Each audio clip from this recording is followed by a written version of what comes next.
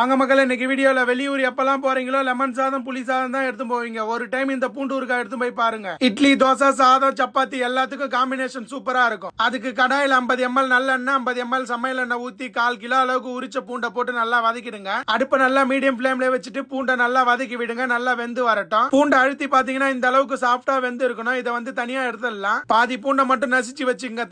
தனியா ஒரு கடாயில 1/4 ஸ்பூன் அளவுக்கு வெந்தயம், 1/2 டேபிள் ஸ்பூன் அளவுக்கு கடுகை போட்டு நல்லா பொரிஞ்சு வர வரைக்கும் வறுத்துருங்க. பூண்டு வதக்கின மீதி எண்ணெய் இருக்கு. அதே எண்ணெயில 1/4 ஸ்பூன் அளவுக்கு கடுகு, 5-6 வரமிளகா, 2 கொத்து கருவேப்பிலை போட்டுடலாம். நசுக்கி வச்ச பாதி பூண்டை இதுல போட்டு நல்லா வதக்கி விட்டுட்டு 1/4 டீஸ்பூன் அளவுக்கு பெருங்காயத்தூள், 1 டேபிள் ஸ்பூன் அளவுக்கு காஷ்மீரி மிளகாத்தூள், 1 டேபிள் ஸ்பூன் மிளகாத்தூள், 1/4 டேபிள் ஸ்பூன் உப்பு, 1/4 டீஸ்பூன் அளவுக்கு மஞ்சத்தூள், இது எல்லாத்தையும் போட்டு அடுப்பை நல்லா சிம்மில் வச்சு கலந்து விட்டுருங்க. அரை எலுமிச்சம்பழம் சைஸ் அளவுக்கு புளிய தண்ணியில கரைச்சி வச்சிருக்கேன். அதை இதுல ஊத்தி நல்லா கலந்து விட்டுருங்க. இது கூடவே மீதி இருக்கிற முழு பூண்டை போட்டு அடுப்பை நல்லா சிம்மில் வச்சு கலந்து விட்டுருங்க. காஷ்மீரி மிளகாத்தூள், மிளகாத்தூளுக்கு பதில் நீங்க வீட்டுல இருக்கிற குழம்பு மிளகாத்தூள் 2 டேபிள் ஸ்பூன் அளவுக்கு யூஸ் பண்ணிக்கங்க. இது கூடவே ஆல்ரெடி வறுத்து அரைச்சு வச்சிருக்க கடுகு, வெந்தயத்தை நான் 1/2 ஸ்பூன் அளவுக்கு இதுல போட்டுறேன். அரைச்ச எல்லாத்தையும் போடக்கூடாது. இது கூடவே சின்ன துண்டு வெல்லத்தை போட்டு நல்லா கலந்து விட்டுடலாம். அடுப்பை நல்லா சிம்மில் வச்சுட்டு இது எல்லாத்தையும் நல்லா கலந்து விட்டீங்கன்னா எண்ணெய் பிரிஞ்சு வரும். இந்த ஸ்டேஜ்ல அடுப்பு ஆஃப் பண்ணிட்டு இறக்கிடலாம். இதை நல்லா ஆற வச்சு ஏர்டைட் கண்டெய்னர்ல போட்டு வச்சிட்டீங்கன்னா 6 மாசம் ஆனாலும் கெட்டு போகாது. ஹாஸ்டல்ல இருக்கிற பிள்ளைங்களுக்கு, பேச்சுலர்ஸ், ஆபீஸ் போறவங்க, அது இல்லாம பிக்னிக் போறவங்களுக்கு எல்லாம் இது ரொம்ப யூஸ்ஃபுல்லா இருக்கும் மக்களே.